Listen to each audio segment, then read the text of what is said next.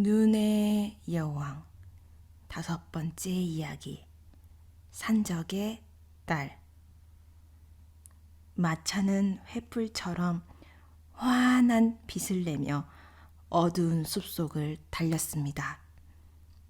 그 빛이 어찌나 밝았던지 산적들의 눈에 금세 띄고 말았습니다. 금이다! 금이야! 산적들이 소리를 지르며 쏜살같이 앞으로 내달려 말을 붙잡았습니다.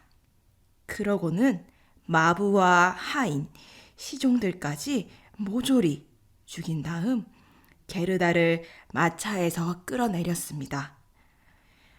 호두를 먹고 살이 쪘나? 아주 오동통하고 연해 보이는걸. 길고 뻣뻣한 수염에 긴 눈썹이 눈까지 내려 덮은 산적의 아내가 외쳤습니다. 살찐 새끼 양처럼 맛이 좋을 거야. 얼마나 맛있을까? 산적의 아내가 무섭게 번뜩이는 칼을 끄집어냈습니다. 아! 그 순간 산적의 아내가 비명을 질렀습니다. 등에 엎혀있던 딸이 엄마의 귀를 물었던 것입니다. 딸은 장난기가 가득한 데다 버릇이 없어 보였습니다. 이런 못된 것! 산적의 아내가 딸을 나무라는 통에 게르다는 겨우 목숨을 건졌습니다. 딸이 말했습니다. 난 얘랑 놀고 싶어. 저 애가 끼고 있는 톳이랑 아름다운 드레스를 가질 거야. 그리고 내 침대에서 같이 잘 거라고. 그러면서 딸이 다시 호되게 귀를 무는 바람에 산적의 아내는 펄쩍 뛰어오르며 빙글빙글 맴을 돌았습니다. 딸과 춤추는 꼴 보게! 산적들이 웃음을 터뜨리며 말했습니다. 마차에 탈 거야. 딸이 마차에 올라탔습니다. 워낙 고집이 센 데다 천방지축이라 늘 자기 맘대로였습니다. 산적의 딸과 게르다는 마차에 올랐고 나무그루터기와 가시덤불을 넘어 깊은 숲속으로 달려갔습니다. 산적의 딸은 게르다와 키는 비슷했지만 힘은 더 셌습니다. 떡 벌어진 어깨에 피부는 가무잡잡했으며 새까만 눈동자에는 왠지 모를 슬픔이 어려 있었습니다. 딸이 게르다에게 팔을 두르며 말했습니다. 우리가 친하게만 지낸다면 누구도 널 해치지 못하게 할 거야. 넌 공주가 맞지? 아니. 게르다가 대답하며 지금까지 겪은 일과 자신이 카이를 얼마나 좋아하는지에 대해 말해 주었습니다. 산적의 딸은 게르다를 진지한 눈빛으로 바라보더니 고개를 끄덕이며 말했습니다. 너한테 화가 나더라도 아무도 널 해치지 못하게 할 거야. 죽이려면 차라리 내 손으로 죽이고 말지. 산적의 딸은 게르다의 눈물을 닦아주고는 보드랍고 따뜻한 예쁜 토시 안에 두 손을 집어넣었습니다. 마차가 산적들이 사는 성마당에 멈춰 섰습니다. 성벽 꼭대기부터 바닥까지 길게 금이 가 있었습니다. 까마귀들이 벽에 난 구멍을 통해 들락날락 거렸고 사람도 한 입에 삼켜버릴 정도로 덩치 큰 불도그들이 펄쩍펄쩍 뛰어올랐습니다. 하지만 짖지 못하게 길들였는지 소리를 내지는 않았습니다. 그을음 자국이 있는 우묵한 방에 들어서니 돌바닥 가운데서 모닥불이 활활 타오르고 있었습니다. 연기가 천장까지 차올라 빠져나갈 구멍을 찾아다녔습니다. 커다란 솥에서는 수프가 끓었고 토끼 몇 마리가 꼬챙이에 꽂혀 구워지고 있었습니다. 오늘 밤에 넌 여기서 나랑 내가 키우는 동물들과 함께 잘 거야. 산적의 딸이 말했습니다. 두 사람은 음식을 맛있게 먹고 난 다음 집과 담요가 깔린 구석으로 갔습니다. 머리 위로 100마리쯤 되는 비둘기와 횃대와 석가래에 앉아 있었습니다. 모두 잠이 들었나 싶었는데 둘이 다가가자 몸을 살짝 뒤척였습니다. 저 비둘기들 다 내 것이야.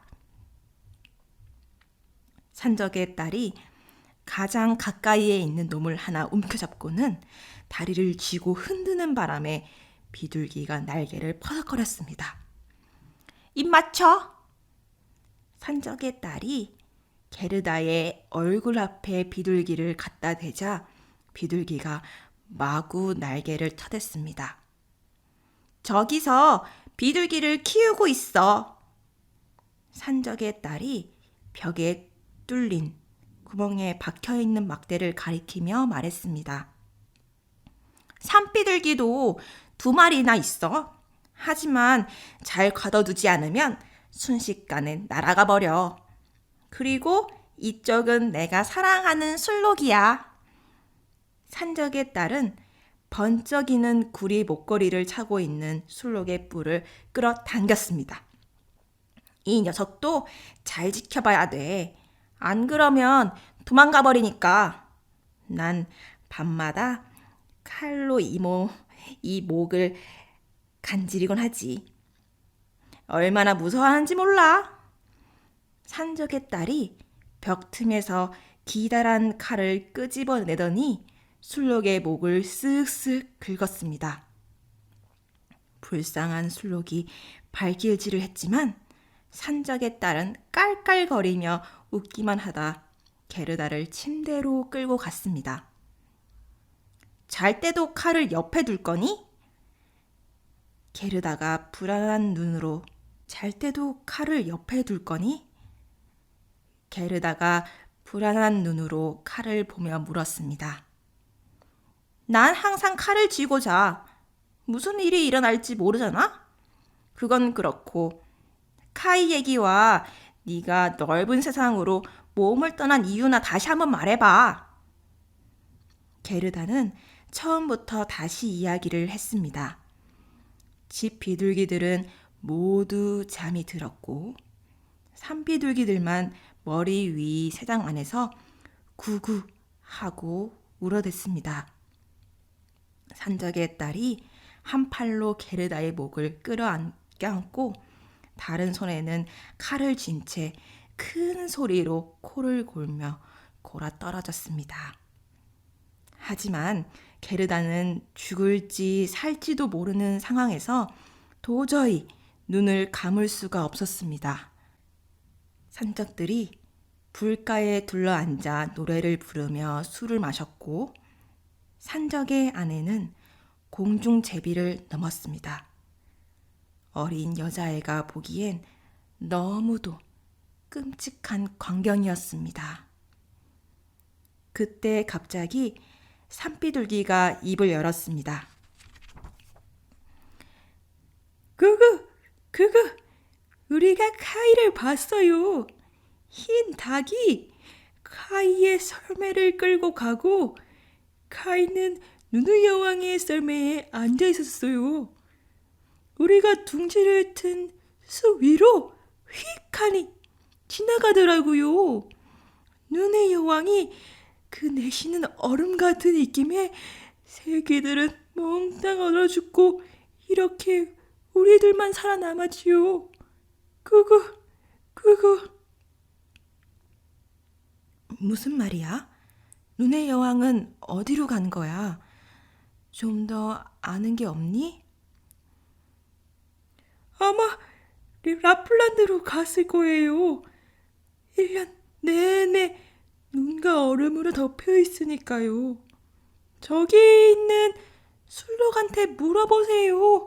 구구. 그러자 술록이 말했습니다. 맞아.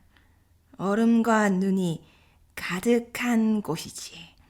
축복받은 땅이라고.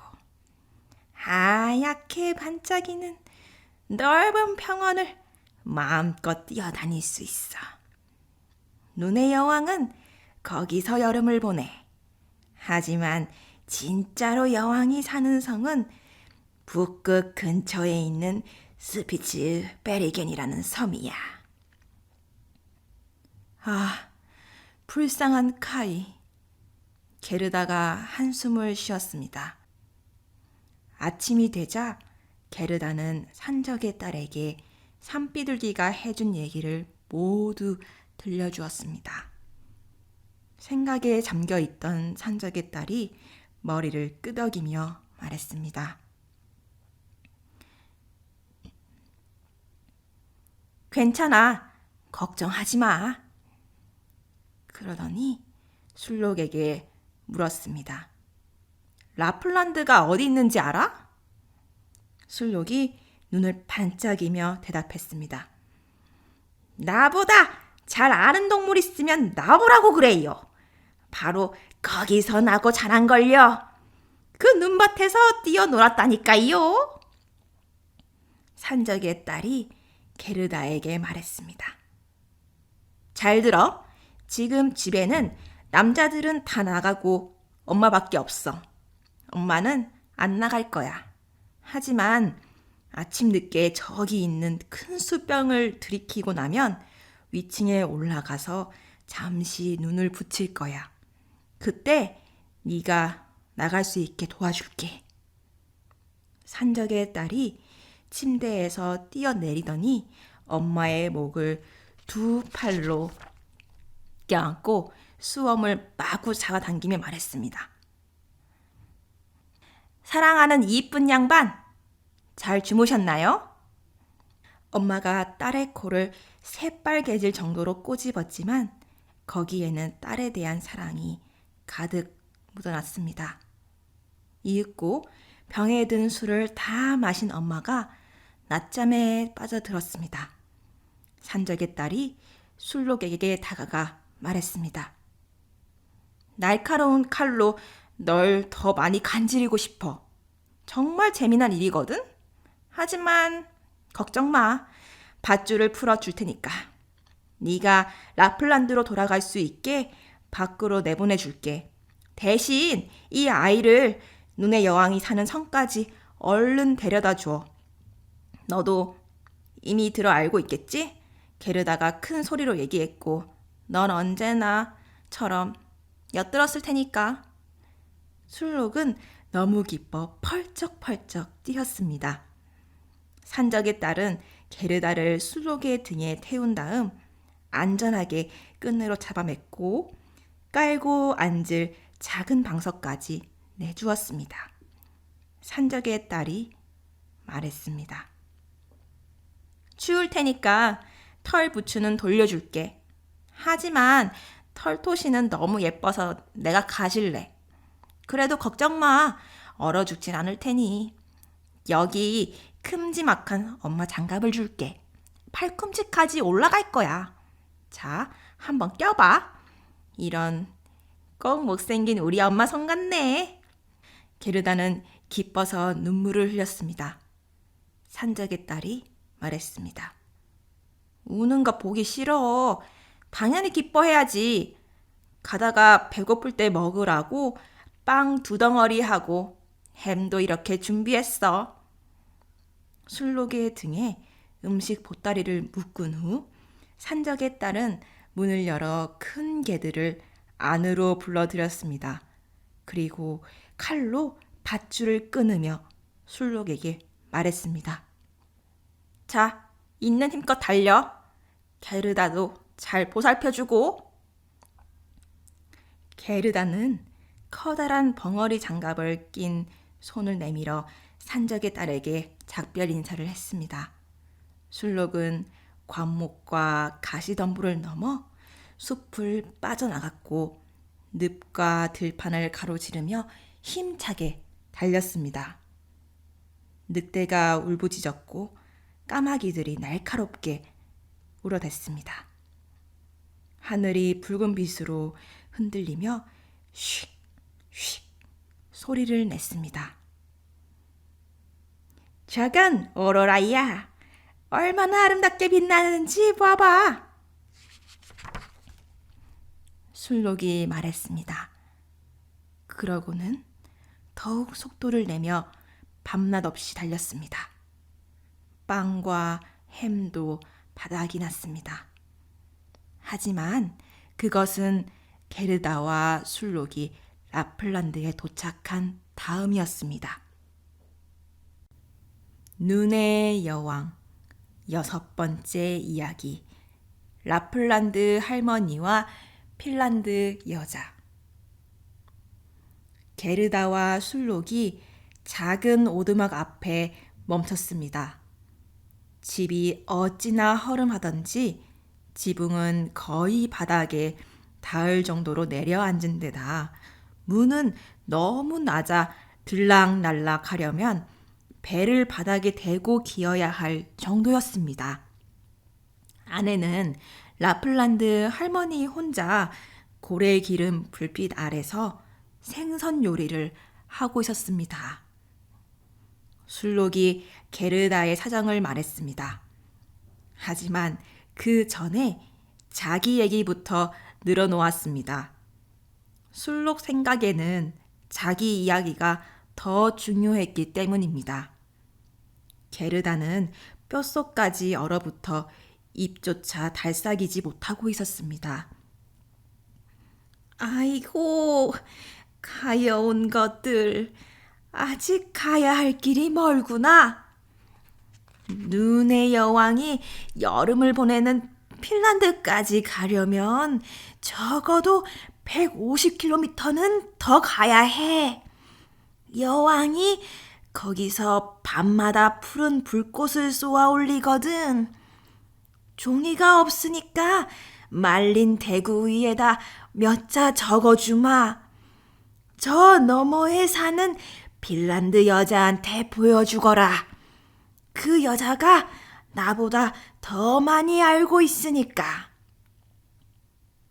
게르다가 몸을 녹이고 음식을 먹는 동안 라플란드 할머니가 말린 대구에 편지를 써서는 게르다에게 잘 간직하라며 건넸습니다.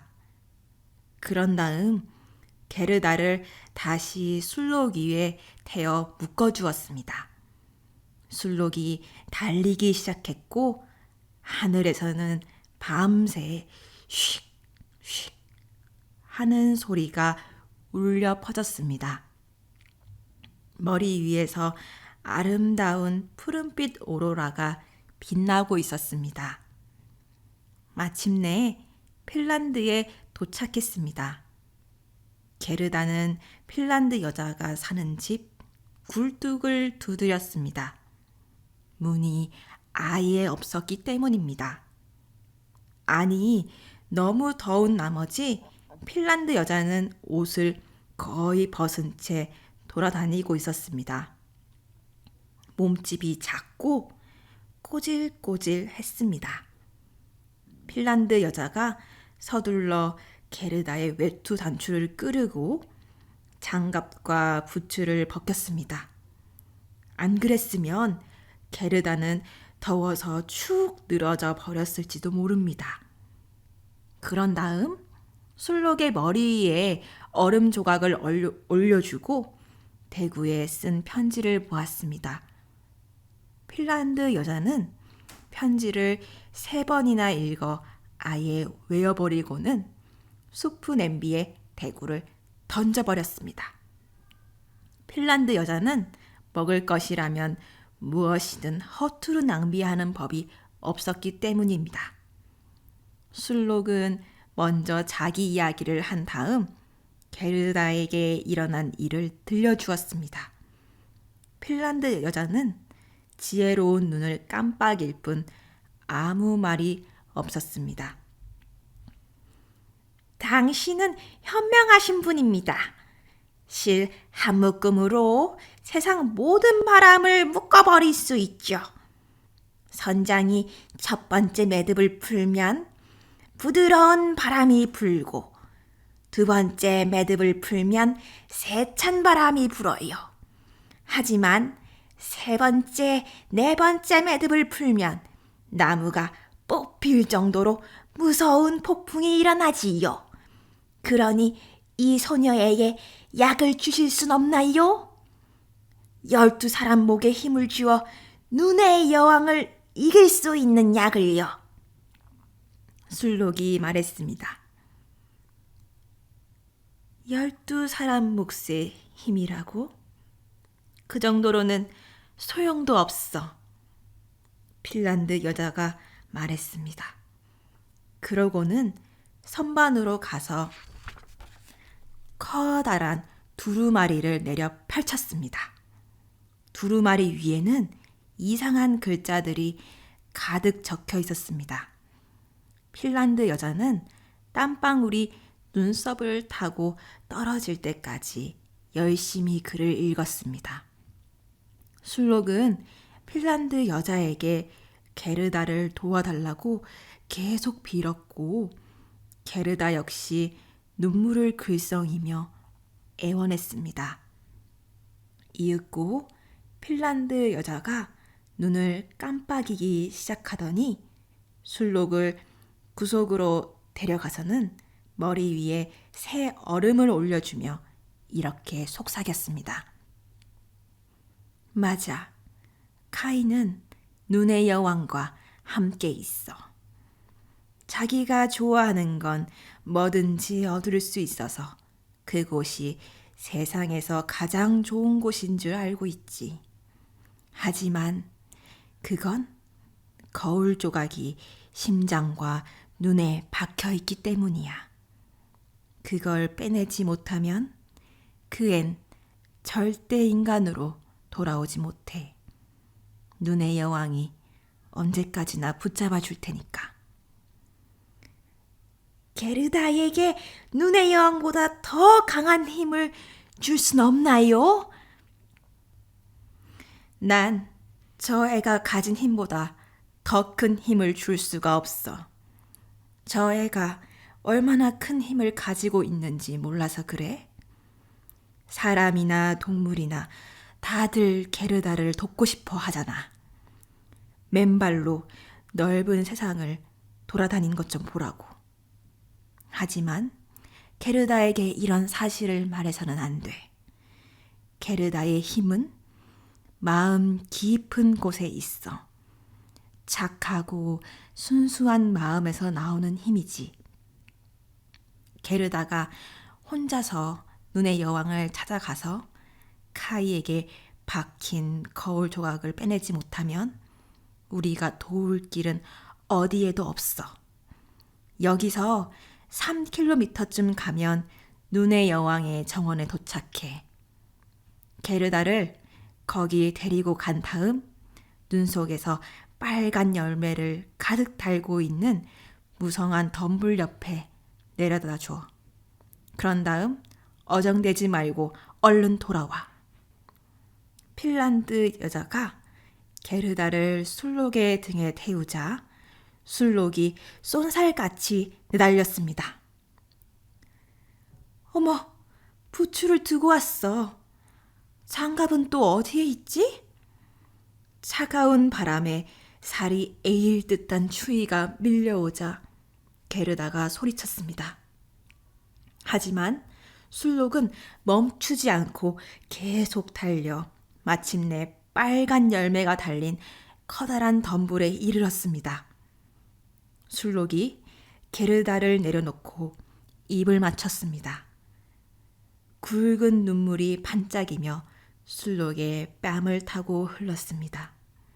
그런 다음 왔던 길을 서둘러 달려가 버렸습니다. 게르다는 신발도 장갑도 없이 얼음으로 뒤덮인 춥고 황량한 핀란드 한복판에 혼자 남겨졌습니다. 게르다는 있는 힘을 다해 앞으로 달렸습니다. 엄청난 눈발이 게르다를 향해 몰아쳤습니다. 하지만 그것은 하늘에서 내리는 눈이 아니었습니다. 하늘은 더할 나위 없이 맑았고 오로라까지 밝게 빛나고 있었습니다. 눈은 땅 위에서 휘몰아쳤고 가까이 다가갈수록 점점 더 커졌습니다. 게르다는 돋보기를 통해 봤던 눈이 얼마나 크고 아름다웠는지를 잊지 않고 있었습니다. 하지만 이번에는 그보다 훨씬 큰 데다 괴상망측하기까지 했습니다. 살아있는 눈들은 바로 눈의 여왕을 지키는 군인들이었습니다. 다들 상상도 못할 정도로 이상한 모습들이었습니다. 흉측하고 거대한 고슴도치 같이 생긴 게 있는가 하면 사방으로 머리를 쳐든 한 무더기 뱀처럼 보이는 것들도 있었으며 털을 곤두세운 살찐 새끼곰 같은 모양도 있었습니다. 하나같이 눈이 부실 정도로 하얀 살아있는 눈송이들이었습니다. 게르다는 기도를 올렸습니다. 얼마나 추웠던지 내뱉는 숨이 얼어 눈앞에서 연기 기둥이 되었습니다. 숨을 내쉴수록 연기는 점점 짙어졌고 땅에 닿는 순간 더 크게 자라서는 천사로 변했습니다. 모두들 머리에 철모를 쓰고 창과 방패를 든 모습이었습니다. 천사들은 하나 둘씩 늘어나더니 게르다가 기도를 마쳤을 때쯤 한 부대가 되어 게르다를 에워쌌습니다. 천사들이 무시무시한 눈 군단을 향해 창을 휘두르자 눈들이 산산이 흩어졌습니다. 마음을 놓은 게르다는 용감하게 앞으로 나아갔습니다. 천사들이 게르다의 손과 발을 문질러준 덕분에 추위가 덜했습니다. 그렇게 게르다는 눈의 여왕이 있는 성을 향해 힘차게 나아갔습니다. 이제 카이가 어떻게 지내고 있는지 돌아볼 차례입니다. 사실 카이는 게르다를 까맣게 잊고 있었습니다. 그래서 게르다가 성 밖에서 기다릴지도 모른다는 생각은 하지도 못했습니다. 눈의 여왕 7번째 이야기. 눈의 여왕의 성과 그곳에서 일어난 일.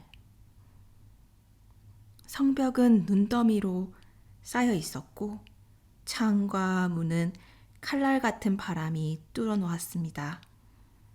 100개가 넘는 방도 눈보라가 만든 것이었으며 가장 큰 방은 길이가 몇 킬로미터나 되었습니다. 넓고 텅 빈 방마다 오로라의 밝은 빛이 비쳐 얼음처럼 차갑고 눈부시게 반짝였습니다. 이곳에서는 어떤 즐거움도 없었습니다. 바람이 연주하는 음악에 맞춰 앞발을 들고 재주를 부리는 북극곰도 없었고 벌칙으로 손이나 등을 때리는 카드놀이도 하지 않았으며 흰 암여우들이 차를 마시며 소곤대는 소리도 들리지 않았습니다. 눈의 여왕이 사는 방들은 크기만 할 뿐 싸늘하게 텅 비어 있었습니다. 오로라가 주기적으로 일렁거려 가장 밝게 빛날 때와 가장 어두울 때를 알 수 있었습니다. 얼음으로 뒤덮인 크고 텅 빈 방 한가운데 얼어붙은 호수가 있었습니다.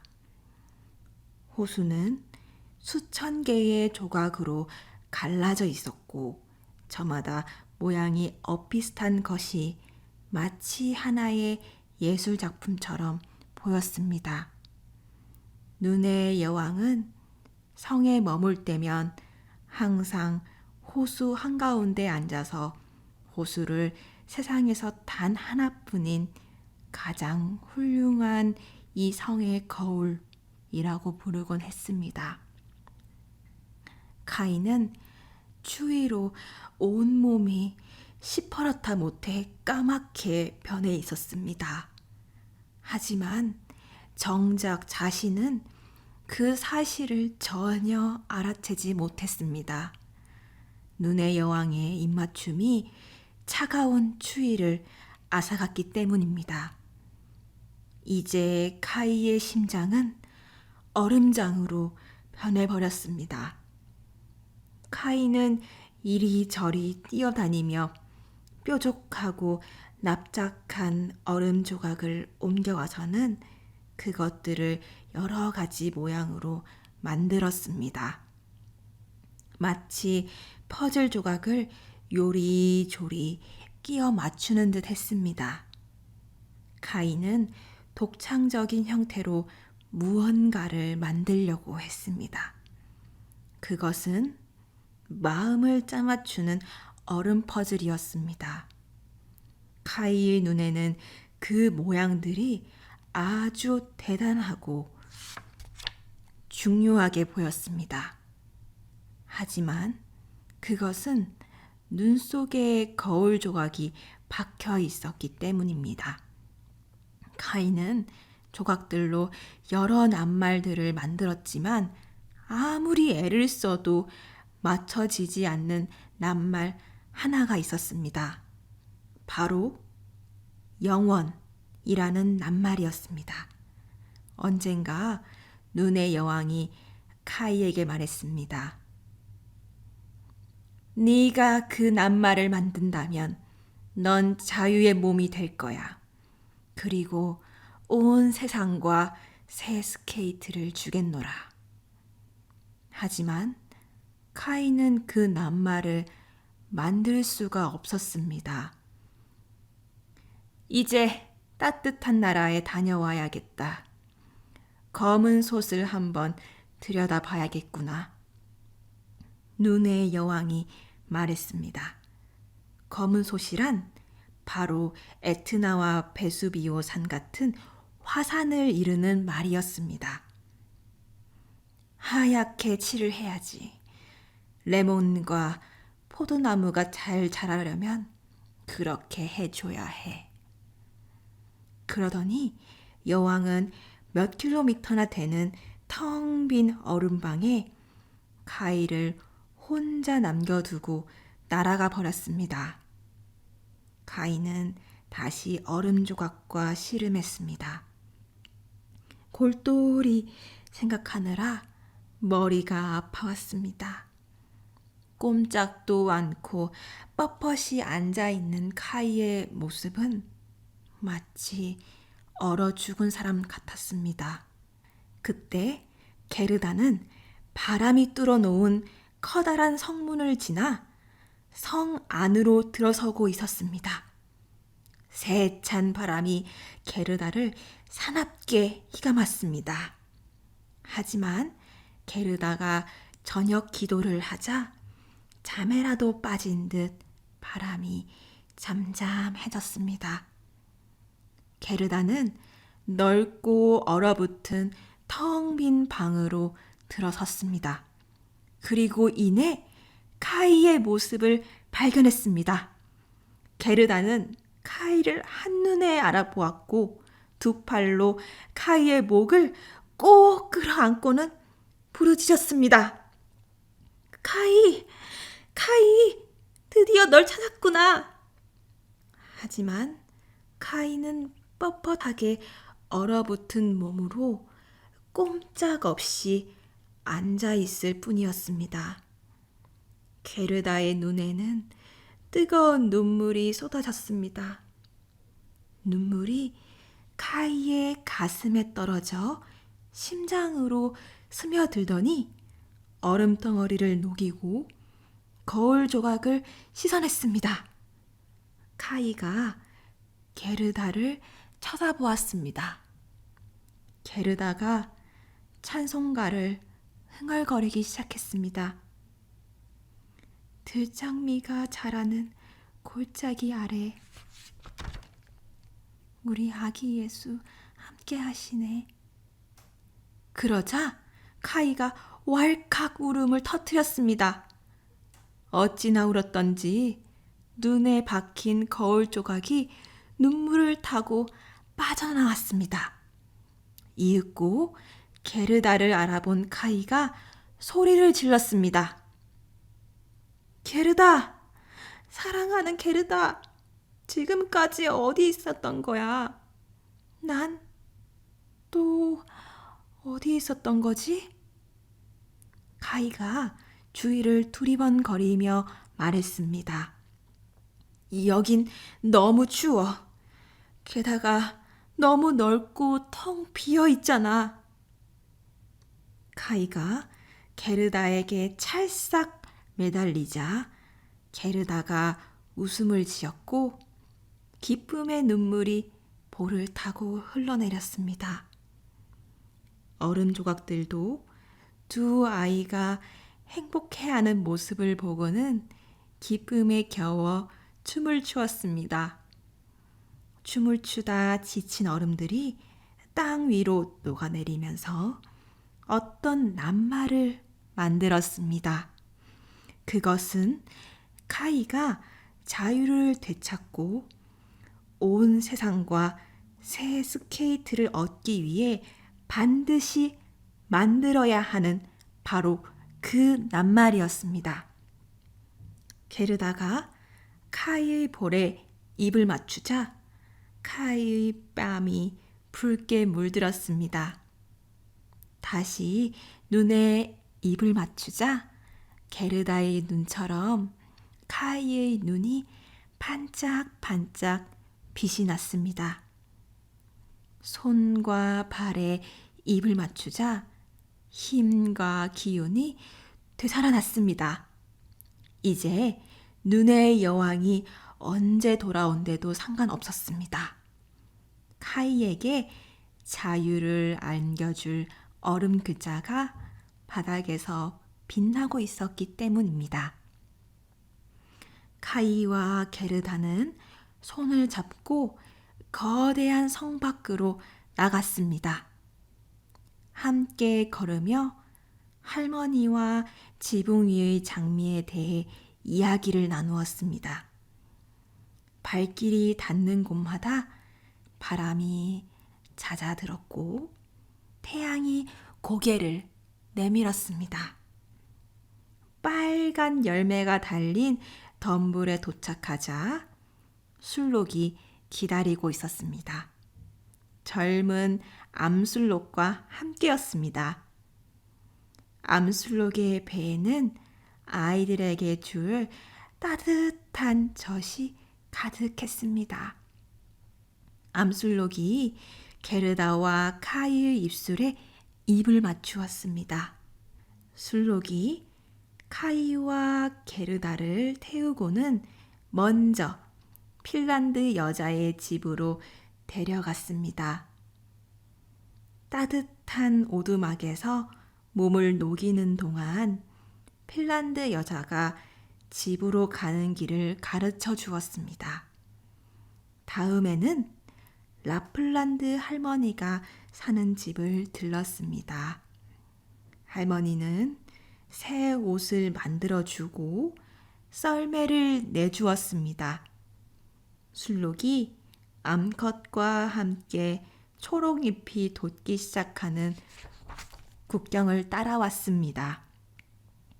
아이들이 술록과 라플란드 할머니에게 작별 인사를 했습니다. 안녕히 계세요. 어디선가 작은 새들이 채잘대는 소리가 들려왔고 초록빛 싹이 여기저기 눈에 띄었습니다. 새빨간 모자를 쓰고 총 2자루를 진 젊은 아가씨가 멋진 말을 타고 숲에서 나왔습니다. 게르다는 그 말이 황금 마차를 끌던 말임을 금세 알아보았습니다. 집에 있는 게 따분해진 산적의 딸이 북쪽으로 길을 떠나던 중이었습니다. 그곳에도 재미있는 일이 없다면 또 다른 데로 가볼 작정이었습니다. 산적의 딸은 곧 게르다를 알아보았고 게르다 역시 마찬가지였습니다. 다시 만난 두 사람은 무척 행복해 보였습니다. 산적의 딸이 카이를 보며 말했습니다. 사라져 버린 친구가 바로 너구나? 네가 지구 끝까지라도 가서 찾을 만한 아이인지 궁금한걸? 게르다가 산적 딸의 뺨을 토닥이며 왕자와 공주의 안부를 물었습니다. 둘 다 외국으로 여행 갔어. 산적의 딸이 말했습니다. 그러면 까마귀는? 게르다가 물었습니다. 아, 그 까마귀인 죽었어. 가부가 된 까마귀 부인은 다리에 검은 털실을 감고 다니지. 하루 종일 푸념을 늘어 놓았는데 하나같이 말도 안 되는 소리뿐이야. 자, 이젠 네가 그동안 어떻게 지냈는지, 카이를 어떻게 찾았는지 어서 말해봐. 게르다와 카이가 함께 지금까지의 이야기를 들려주었습니다. 어머, 정말 마법 같구나. 산적의 딸이 두 사람의 손을 잡으며 카이와 게르다가 사는 곳을 지나가게 되면 꼭 들르겠다고 약속했습니다. 그런 다음 넓은 세상으로 힘차게 말을 달렸습니다. 카이와 게르다는 손에 손을 잡고 집을 향해 걸었습니다. 가면 갈수록 온 세상이 초록으로 물들고 꽃들이 활짝 핀 아름다운 봄 풍경으로 바뀌었습니다. 교회 종소리가 들렸습니다. 카이와 게르다는 그것이 자신들이 자란 도시의 높다란 종탑에서 울리는 소리란 걸 이내 알아차렸습니다. 두 사람은 거실 계단을 뛰어올라 할머니 방으로 곧장 들어갔습니다. 모든 것이 예전 그대로였습니다.